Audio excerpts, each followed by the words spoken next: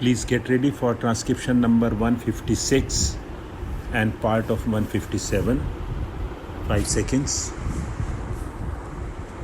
Start.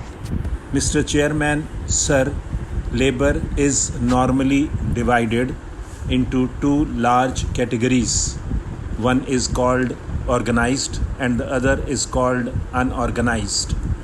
But I do think that there are two other categories, but one is not sure whether they would fall under either of these two.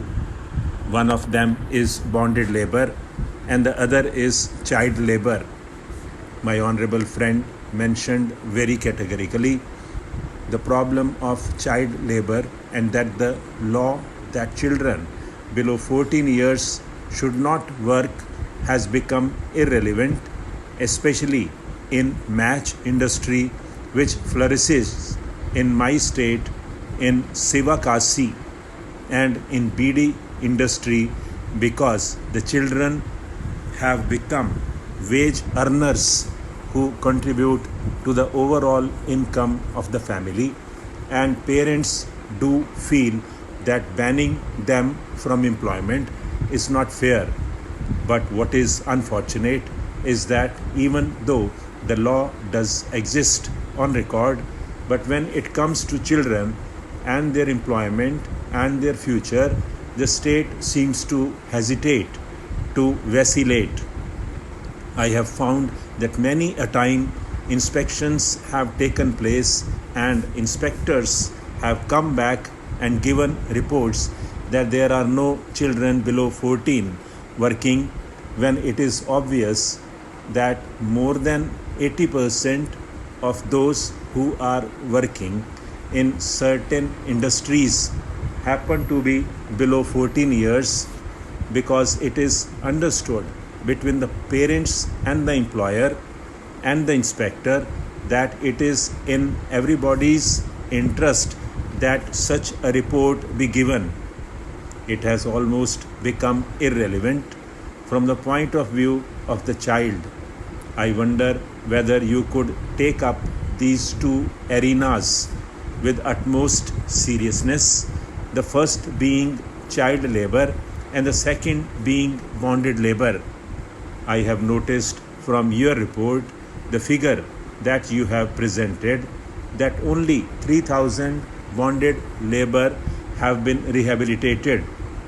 Have we really done substantial amount of work in respect of bonded labor? A lot of publicity has taken place.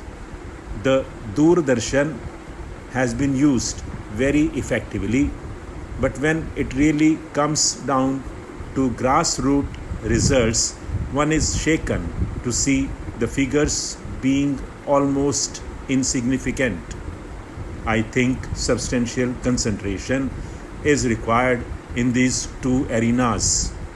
I know there is a lot of contempt in the minds of many in this house for the organized labor. There may not be so much from this side, but from the other side, I can see many members of this house look upon organized laborers as high wage island members. In other words, many of them think that all our organized laborers are in high wage islands. I think it is very unfair criticism. It is true that there is a section of organized labor who get reasonable wages now. But if you want to look at it from the point of view of living wages, I would say that it has not been achieved in many cases. The organized labor falls into various classes. I think the labor minister should catch on to what really the organized labor is. You have organized labor in large-scale industries and medium-scale industries. You have organized labor in service sector and governmental sector, and you have organized labor in small-scale industries also. Unfortunately, they are one of the most exploited among the organized labor. Many of the small scale industries, organized labor get even lesser than the minimum wage announced in that state, and there the inspector who is involved under the Factories Act is openly in collusion with many of these so-called small industries. In fact, there is a new trend today. The trend is, why do you put up a major industry of large investment in one area, and why not split up the industry into 5 or 6 departments? They may be even at the same place, but call it as 5 different establishments. One produces the first stage of the product, the second stage of the product, the third stage of the product, the fourth the finished product, and make investment below rupees 50 lakhs.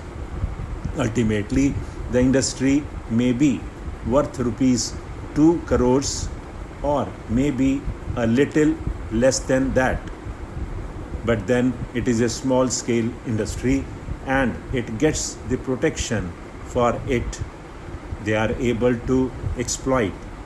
So it is high time that we brought the law to lift the veil on this, because encouragement must go to the genuine small scale industry. In the name of small scale industry, exploitation of labor is the maximum in the organized sector.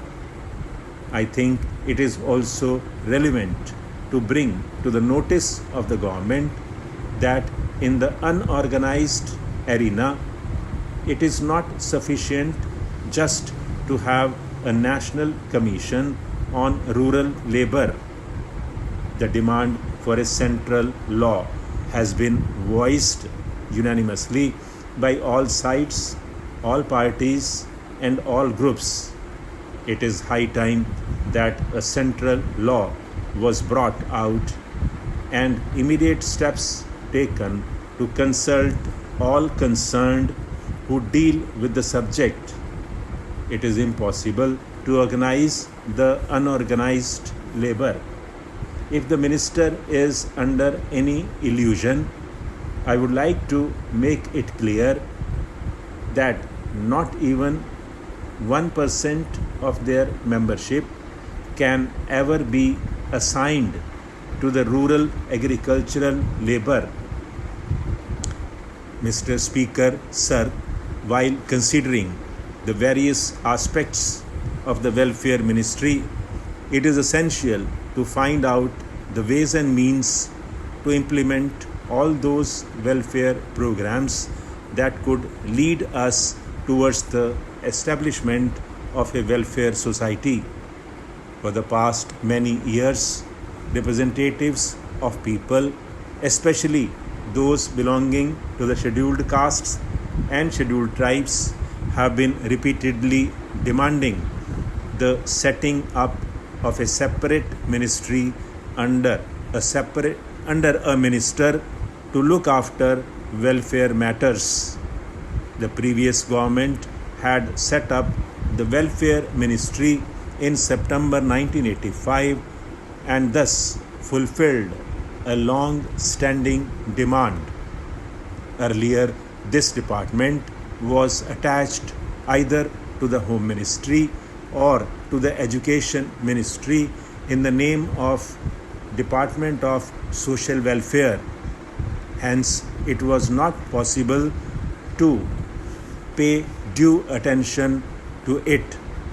Therefore, the then Prime Minister, Shri Rajiv Gandhi, pondered over this matter seriously and took a historic decision on it, and thus the Ministry of Welfare was created, and this ministry started working independently. Stop.